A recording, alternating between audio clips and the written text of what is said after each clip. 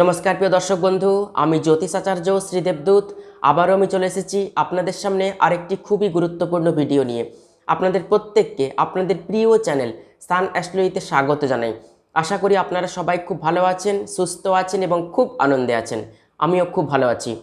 আজকে আলোচনা করব বৃহস্পতির মেষ রাশি থেকে বৃষ রাশিতে প্রবেশ মীন রাশি বা মীন লগ্নের জাতক জাতিকাদের ক্ষেত্রে কি কি সুবর্ণ সুযোগ নিয়ে আসতে চলেছে তা বিস্তারিতভাবে এই ভিডিওতে আলোচনা করব। তাই ভিডিওটি শেষ পর্যন্ত দেখার অনুরোধ রইল। বৃহস্পতি আগামী 29শে এপ্রিল 2024 সোমবার দুপুর 3:05 মেষ রাশি থেকে বৃষ রাশিতে প্রবেশ করছে। এই বৃহস্পতি থাকবে 29শে এপ্রিল 2025 সাল পর্যন্ত। তো বৃহস্পতি প্রত্যেকটি রাশিতে 1 বছর করে অবস্থান করে। 12 বছর পর বৃহস্পতি বৃষ রাশিতে আসতে চলেছে। তাই মীন রাশি বা মীন লগ্নের জাতক জাতিকাদের ক্ষেত্রে বৃহস্পতি রাশিপতি বা লগ্নপতি এবং দশমপতি। তাই আপনাদের জীবনে বৃহস্পতির ভূমিকা কিন্তু খুবই গুরুত্বপূর্ণ। বৃহস্পতি মীন রাশি বা মীন লগ্ন থেকে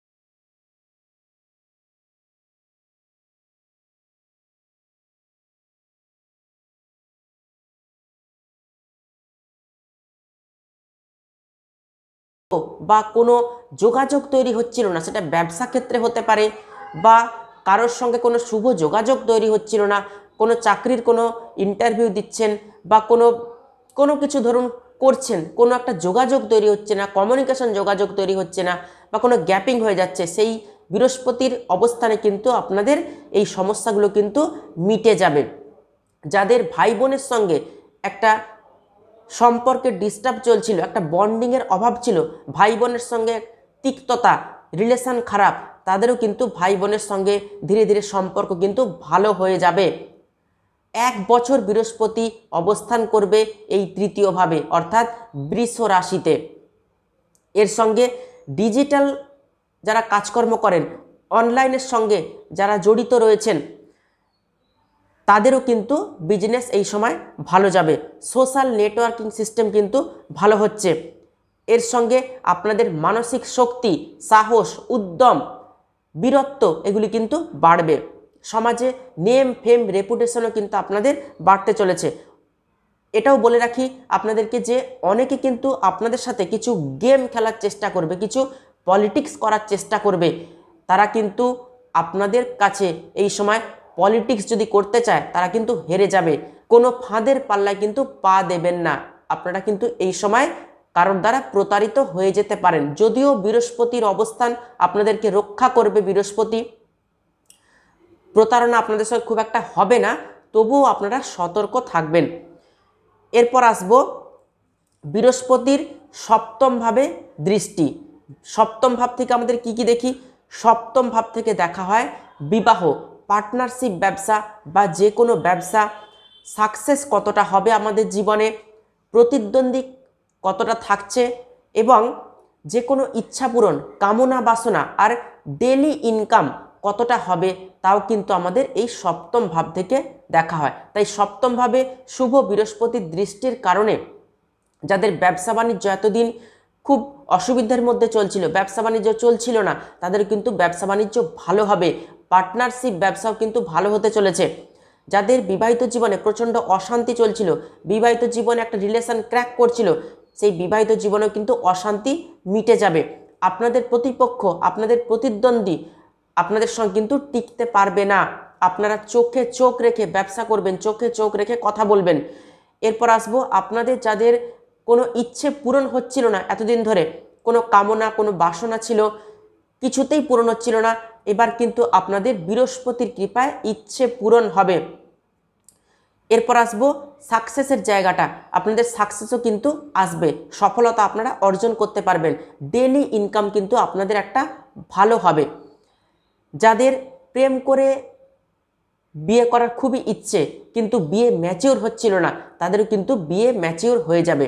যাদের দেখাশোনা চলছে কিন্তু দেখাশোনাটা কোথাও কেটে যাচ্ছে, লাস্ট মুহূর্তে গিয়ে দেখাশোনাটা আটকে যাচ্ছে, বিবাহ কিছুতেই হচ্ছে না, তাদেরও কিন্তু বিবাহ এই সময় হয়ে যাবে। আপনারা একটু চেষ্টা করতে থাকুন, বৃহস্পতির কৃপায় আপনাদের বিবাহ কিন্তু ম্যাচিওর হয়ে যাবে। এরপর আসবো বৃহস্পতির নবম ভাবে দৃষ্টি। বৃহস্পতির নবম ভাবে দৃষ্টি, বৃহস্পতি এই নবম ভাবকে দেখছে। তো নবম ভাব থেকে আমরা কি কি দেখি? নবম ভাব থেকে পিতা, গুরু, প্রার্থনা, ভাগ্য এবং আমাদের ভ্রমণ কতটা হবে। নবম ভাবের সঙ্গে কিন্তু আধ্যাত্মিকতাও জড়িয়ে রয়েছে। যাদের পিতার শরীর স্বাস্থ্য এতদিন খারাপ ছিল বা শারীরিক অসুস্থতায় কারোর পিতা ভুগছিলেন, তারাও কিন্তু এই শারীরিক অসুস্থতা থেকে অনেকটাই রিলিফ পাবেন বা কারোর শরীর খারাপ থেকে কিন্তু আপনাদের শারীরিক সুস্থতা কিন্তু বাড়বে, আরোগ্য লাভ করতে পারবেন। যারা আধ্যাত্মিক পথে এই সময় যেতে চাইছিলেন তারা কিন্তু আধ্যাত্মিক পথে যেতে পারবেন। দেখবেন ঈশ্বরের প্রতি একটা আকর্ষণ বাড়বে।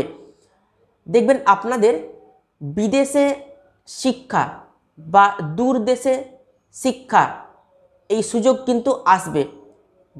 দূর প্রান্তে আপনারা পড়াশোনা করার সুযোগ পাবেন। নবম ভাবে বৃহস্পতির দৃষ্টি, নবম ভাব কিন্তু শুভ হচ্ছে, এর সঙ্গে ভাগ্য ভাব কিন্তু শুভ হচ্ছে। ভাগ্যের সম্পূর্ণ সফলতা, ভাগ্যের সম্পূর্ণ সাহায্য পাবেন। এরপর যাদের পিতার সঙ্গে মতানৈক্য, মতবিরোধ চলছিল, তারাও কিন্তু সম্পর্ক পিতার সঙ্গে ঠিক করে নিতে পারবেন। পিতার সঙ্গে কিন্তু সম্পর্ক ভালো হবে এই সময়। এরপর আসব বৃহস্পতির একাদশ ভাবে দৃষ্টি।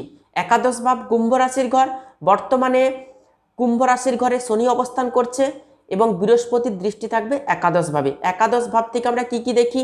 একাদশ ভাব থেকে আমাদের লভ্যাংশ দেখি, অর্থাৎ লাভ, আয়, প্রাপ্তি, খ্যাতি, এগুলি কিন্তু একাদশ ভাব থেকে দেখি। তাই একাদশ ভাবে বৃহস্পতির দৃষ্টির কারণে আমাদের আয় ভাব কিন্তু শুভ হচ্ছে, আমাদের খ্যাতি, প্রতিপত্তি এগুলি কিন্তু বাড়তে চলেছে। এবং এর সঙ্গে বৃহস্পতি কিন্তু মীন রাশির দশমপতি, তাই দশমপতির একাদশভাবে দৃষ্টি, এটা কিন্তু খুবই ভালো। আপনাদের জীবনে কিন্তু সফলতা আসতে চলেছে। আপনারা এই 1 বছর বৃহস্পতির বৃষ রাশিতে অবস্থানের ফলে প্রচুর প্রচুর বেনিফিট পাবেন। যে কোনো সুযোগকে আপনারা কাজে লাগানোর চেষ্টা করুন এবং আপনারা কিন্তু প্রতারণার পাল্লায় পড়বেন না, এটা আপনাদেরকে সতর্ক থাকতে হবে। এর সঙ্গে বৃহস্পতির একাদশভাবে দৃষ্টি, আপনাদের হঠাৎ কিছু ফাটকা ইনকাম হতে পারে, ফাটকা কিছু লাভ হতে পারে। যদি আপনারা লটারি কেটে থাকেন তাও কিন্তু লটারিতে আপনারা বেশ ভালো পরিমাণ অ্যামাউন্ট জিততে পারবেন। যারা শেয়ার মার্কেটের কাজ করছেন, শেয়ার মার্কেট থেকেও কিন্তু আপনারা লাভবান হতে পারবেন। তাহলে আজকে মীন রাশির জাতক জাতিকাদের বা মীন লগ্নের জাতক জাতিকাদের বৃহস্পতির রাশি পরিবর্তন কি কি সুবর্ণ সুযোগ নিয়ে আসবে আলোচনা করলাম। ভিডিওটি ভালো লাগলে অবশ্যই ভিডিওটিতে লাইক করে ভিডিওটি আত্মীয় স্বজন বন্ধু বান্ধবদের মধ্যে প্রচুর প্রচুর শেয়ার করবেন। আর নতুন নতুন ভিডিও পেতে অবশ্যই চ্যানেলটিকে সাবস্ক্রাইব করে পাশে থাকা বেল আইকনটি প্রেস করে রাখবেন। তাহলে আজকে এ পর্যন্তই। সবাই খুব ভালো থাকবেন, সুস্থ থাকবেন। দেখা হচ্ছে আবার নতুন একটি ভিডিওতে। অসংখ্য ধন্যবাদ।